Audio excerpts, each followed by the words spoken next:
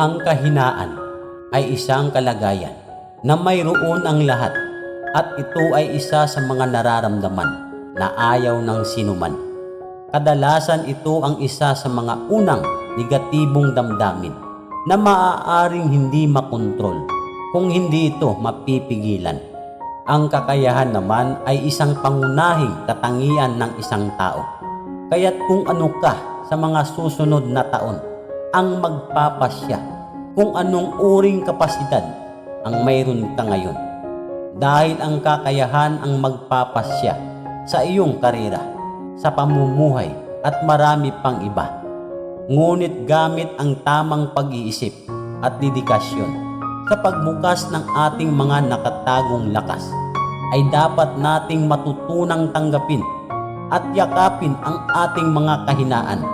Dahil nagsisimula ang iyong paglago kapag sinimulan mong tanggapin ang iyong mga kahinaan, at magiging malakas ka kapag alam mo ang iyong kapintasan.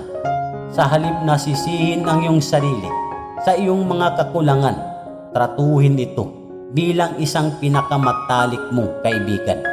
Maniwala kang mailalabas mo ang iyong buong potensyal. Lumago at matuto sa pamamagitan ng pagsubok sa mga bagay na iyong pinangangambahan. Tumutok sa iyong sarili sa pagpapaunlad, sapagkat ikaw mismo ang arkitekto ng iyong kapalaran. Hindi mo kailangan maging perpekto. Ang mahalaga, nagkakaroon ka ng pakunti-kunting pagbabago. At huwag hayaang pigilan ka ng bawat hamon. Bagkus hamunin mo ang iyong mga limitasyon.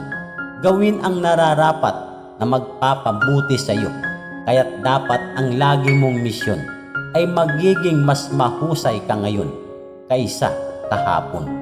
Magtanim lang ng mga positibo sa iyong isipan. Pagyamanin mo pa ang iyong kakayahan at maniwala sa iyong sarili na kaya mong gawing malakas ang iyong kahinaan. At huwag mag-alala tungkol sa paghahambing ng iyong sarili sa iba. Hindi mo kailangan sumunod sa mga yapak nila, sapagkat sila ay nasa kanilang sariling mga talento at ikaw ay nasa iyo. Dahil lahat tayo ay magkakaiba at hindi kailanman magiging eksaktong pareho. Kaya tandaan, sa tuwing napapanatili mo ang mga ganitong kaisipan, hindi malayong mangyari na magbabago ang direksyon ng iyong kapalaran. Magandang buhay sa inyong lahat. Paalam.